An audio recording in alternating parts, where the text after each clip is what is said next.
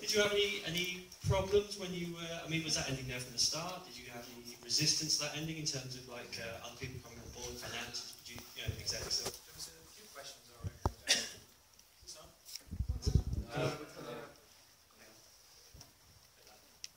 Yeah, there was a few questions about it, but it was the kind of film I wanted to make.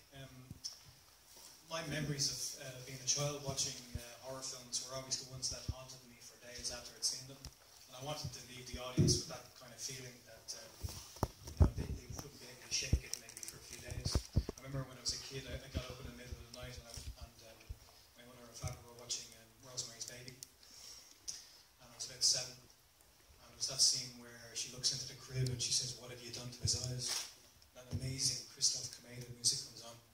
And that haunted me for 10, 12 years after that, you know. And that's what I wanted to do. I wanted to scar people. Did it work? Yeah. So there was no kind of resistance to that idea that essentially you're killing this child. That's what I heard of, no. Well, everything was tough. I'm not sure how much I told Ivan, but yeah. you were fighting for it. Yeah, I mean, I suppose picture lock is always difficult, isn't it? Is this on? It's on now, yes. And it is a kind of bold, racy movie. Absolutely. Creatively. But no, I think we just pushed on through. Yeah, there was a few questions about the birth scene. There was a few nerves. I was going to ask about that.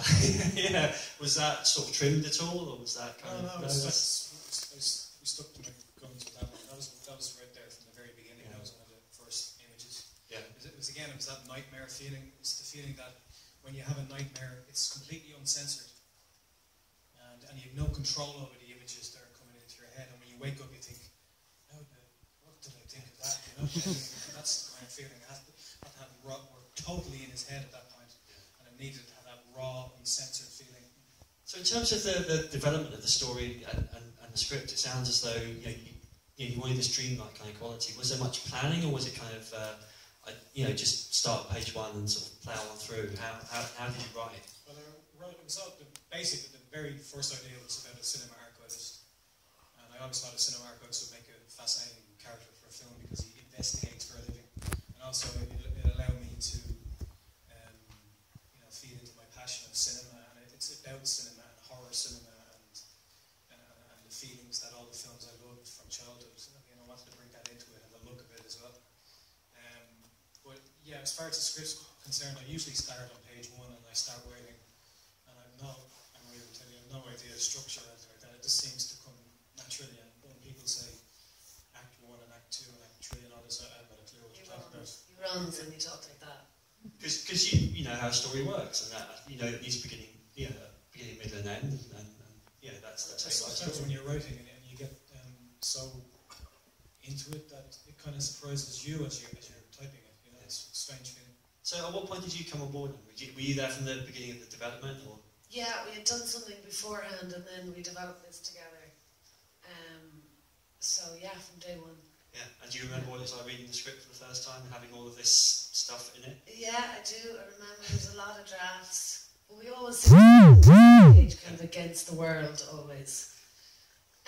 Nodding at meetings, saying, "No problem, we can change that," and then kind of like whispering of how we would pretend we were going to change it, but maybe not. Or we learned to fight for stuff we didn't really care about. So just to distract them. Yeah, deflect them from the real stuff, Yeah, I had a friend who's an editor. Over here. I had a friend who's an editor who always puts a bad cut or an obvious mistake in a cut. So the exec will constantly go, "Oh, you need to change that." I go, "Oh, I don't have to." That's a very clever idea. Yeah. And then they ignore the stuff you want to kind of sneak through. That's a tip for you. I mean, you mentioned about the lead character being a film archivist. This is a film kind of obsessed with cinema. From the opening scene, the opening shot, you've got a guy looking out at an audience, like this audience looking back at him. I mean, so that was there from the conception, and that's there in the writing, the idea of like films and their power and that kind of feel. The way I always saw it, since he's a cinema archivist, his nightmares or his visions or whatever it is that's happened to him would be coloured by cinema, because he's probably seen ever made, And I wanted that kind of thing, that his nightmares would reflect horror films, and also in the plot as well. I wanted to start from the most used plot ever in horror films, which is a couple move into a house with a horrible past, and play with that a little bit, you know. I think it's a very self-aware horror film in that way. It knows the tradition it's from, I think, you know. Yeah, absolutely. I mean, it's definitely a film that plays with the history of the film and the history of horror. Were there particular films that kind of influenced you in terms of the direction? Well, look-wise, we looked at Don't Look Now. In particular, we used a lot of lenses from the we only used lenses from the 1970s to give us a slightly grittier look. For the old films, I wanted a very authentic look for the 1902 films. So we actually used a hand crank camera from 1915, and we shot those in 35. So we went to great lengths to get the look that I wanted. Colour palette wise, we planned that for months and months. Every scene that would become progressively more real, so there's more reds and blues as it goes along. And the film we looked at was Suspiria for that, you know, with those amazing flashes to red and blues, all those primary colours as well.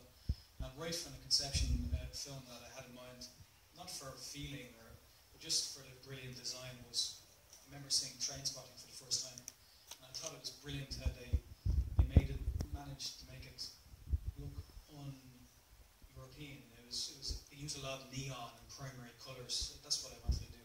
Something very, very stylish looking. You know? I think Trainspotting is #1 on IMDb in the list of worst toilets in movies, but you're going to be on that list. That was an actual toilet. Was it? God, we might have to go back to Dublin. It was the hottest day of the year in Dublin when we shot it, and the stench was something else. Rupert was really retching. It was amazing, you know. But I thought it was great because it looked fantastic, you know. Absolutely. I mean, how hard was it, because it's a fantastically stylish film, how hard was it to achieve that on the budget? I mean, how? It was tough. The budget was really tight. We kind of always wanted to spend it in the right spots. Everything was a challenge. Our fees got absolutely stripped to bits. I mean, I thought I was going to pay my mortgage off when we started, and it didn't end up that way. But yeah, we were really keen to make it look good. So that was kind of just a private intention Ivan and I had, and then we just had to distribute it where we thought. But yeah, I'm glad when I see it that we did spend the money in the right places. And the schedule as well was crazy. It was, I think it was 22 days or something. 24, 24 yeah. days. We had, I remember one day we had 18 scenes to shoot in one day. Not setups, but 18 scenes. And it was some pressure, you know. But anyway, I always think making films is like childbirth. You kind of, you're back up there on the table and you go, what am I doing back here again? You know, you forget in between. So films are a little bit like that. Sorry, that's a very, not a very pleasant analogy, but I think it was. Sorry, yeah. It is, Yeah, absolutely. because you forget all those horrendous budgetary schedule things. So you worked with Robin Hill on the edit, who we had here last year, who was an actor in the Borderlands, and also got this weird kind of split career of being an editor for Ben Wheatley and other people, and an actor. What was it like working with him, and how did you get on with him? Well, I had edited all my previous films, but from the last one I knew that I wanted to work with someone I admired. So I sought out Robin because I admired his work, and also I found his editing style was very close to my own as well. So I wanted, I saw Kill List, I loved it, and his TV work as well on 2012, and he did a lot of TV. So Anne Marie contacted him first, and then we talked by Skype a few times, and we had a lot of the same tastes in film, references as well. He completely got that. He's a real cineast, you know, and he knows exactly what we're talking about. But it's one of the best creative collaborations I ever had, and we plan to work together, hopefully along my next films, you know. And did it change much in the cut from the script? Because it gets quite hallucinatory towards the end. Did it change a lot? No, it's pretty much as it was in the script, but we invented a couple of scenes, you know. Because the schedule was so tight, we didn't have anywhere to go. We didn't have lots of choices, or There's no loads of deleted scenes out there. there's not even one. There's a couple, yeah, but I never wanted to say never. They're completely deleted. They're cut out for a reason. Also, as well, because I had edited all my previous films, I knew exactly what we needed to shoot in order to construct the individual scenes, you know. So unless I had that, I don't think I could have done it on such a tight schedule. You know? And I want to talk a little bit bit about the casting, because Rupert's great. Rupert Evans is great in the lead role. Was he always kind of your number one choice? And how hard? Because it's quite a hard role to pull off. You know, this kind of slowly disintegrating kind of thing without kind of getting into caricature. But he pulls it off really well. That split between reality and madness. One of the last parts we cast was Rupert's part. We looked at a lot of actors, you know. But when I talked to Rupert by Skype the first time, and the moment I talked to him, I knew it was him. And immediately I rang Anne Marie and said, "That's him." It's because he's good looking and he's charming, and but he has a beautiful vulnerability about him as well. And the character needed to have that, you know. And the kind of guy I had in mind, or I based the script on, was those guys you see on TV, and they're pleading for their wife has disappeared or something. They're pleading for information, and it always turns out to be them, you know. And it's that kind of person, that kind of it's what an ordinary person is capable of, you know. And it's about that person discovering what they're capable of, you know. Rather, for me, it's not a whodunit. To me, it's kind of obvious. I mean, we even put frames in there of him actually doing it. It's not about discovering who did it. It's about watching him discover that he did it, which is much more interesting. Well, we started trying to get a name, as the way everyone starts, I think, but it's quite a ballsy role for someone, so I think we moved on down. Whoever could go for it. I would have always went for Rupert. Yeah. Brad Pitt. And you've also got Steve Oram in the cast, who's great, and again, somebody who had it before with Sightseers. And how did you come to cast him? Because he adds another kind of note to the film, doesn't he?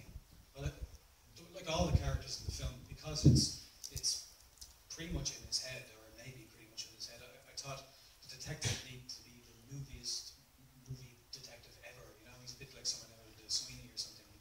And the friend needs to be the friendliest friend ever, and the wife is the most beautiful wife ever. You know, they're all types. You know? But I liked Steve in Sightseers, and he was great at improvisation. And Rupert is more a traditional actor, where he pretty much stuck to the lines. But Steve was able to unnerve him in scenes, which was great, by throwing in the online that we talked about beforehand. You know, which really added to it, I think. You know, but Steve was great. He's a lovely guy. Yeah, he is. Now, I'd like to open up to the audience. Any questions?